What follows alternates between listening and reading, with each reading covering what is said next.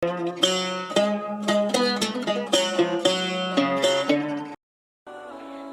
kita membaca surah Ad-Duha bersama-sama, kita kenali dulu yuk surah Ad-Duha itu sendiri. Surah Ad-Duha memiliki arti waktu duha atau matahari naik sepenggal. Surah Ad-Duha memiliki 11 ayat dan merupakan urutan ke-93 di Al-Quran. Surah Ad-Duha turun setelah surah Al-Fajr, dan surah Ad-Duha termasuk dalam golongan surah Makkiyah. Nama surat ini diambil dari ayat yang pertama, yaitu Ad-Duha. A'udzu billahi minasyaitonir rajim.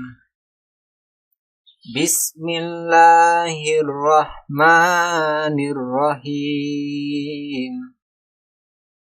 Wadduha wal laili idza saja. Ma wadda'aka rabbuka wa ma qala. Walal akhiratu khairul laka minal ula. Walasawfa yu'tika rabbuka fatarda. Alam yajidka yatiman fa'awa. Wa wajadaka dhallan fahada. Wa wajadaka 'ailan fa'aghna. Fa'ammal yatima fala taqhar.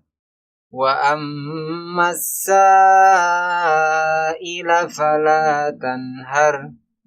Wa amma bi ni'mati rabbika fahaddits. Artinya, aku berlindung kepada Allah dari godaan syaitan yang terkutuk. Dengan menyebut nama Allah yang Maha Pengasih lagi Maha Penyayang. Demi waktu duha, ketika matahari naik sepenggal, dan demi waktu malam apabila telah sunyi, Tuhanmu tidak meninggalkan engkau Muhammad dan tidak pula membencimu. Dan sungguh yang kemudian itu lebih baik bagimu daripada yang permulaan. Dan sungguh kelak Tuhanmu pasti memberikan karunia-Nya kepadamu sehingga engkau menjadi puas. Bukankah Dia mendapatimu sebagai seorang yatim, lalu Dia melindungimu? Dan Dia mendapatimu sebagai seorang yang bingung, lalu Dia memberikan petunjuk? Dan Dia mendapatimu sebagai seorang yang kekurangan, lalu Dia memberikan kecukupan.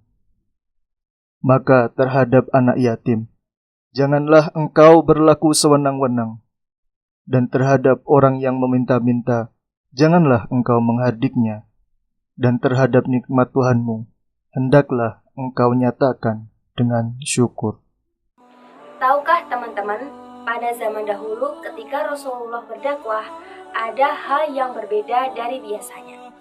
Biasanya wahyu datang dengan cepat, namun pada saat itu terjadi kekosongan atau fatratul wahyi. Beliau naik turun bukit berharap datangnya wahyu. Naik bukit, ternyata wahyunya tidak datang. Kembali pulang pun wahyu juga tak kunjung datang. Sampai suatu ketika hal itu diketahui oleh kaum Quraisy, sehingga menjadi kesempatan untuk menuduh dan juga mencaci maki Rasulullah. Dengan perkataan-perkataan yang sangat kejam, kaum Quraisy mengolok-olok Rasulullah, mengatakan bahwa beliau sudah gila, sudah kehilangan Tuhannya, dan juga sudah kehilangan pegangan. Diolok-olok seakan sudah tidak jelas karena mondar-mandir ke atas bukit. Namun apa yang terjadi? Setelah cacian, makian, tuduhan yang diterima oleh Rasulullah, maka tibalah suatu masa Allah menurunkan satu surat, yaitu Ad-Duha. Lantas isi kandungan dari surat Ad-Duha adalah Allah Subhanahu wa Ta'ala tidak menurunkan wahyu untuk sementara, bukan berarti Allah meninggalkan dan membenci Rasulullah.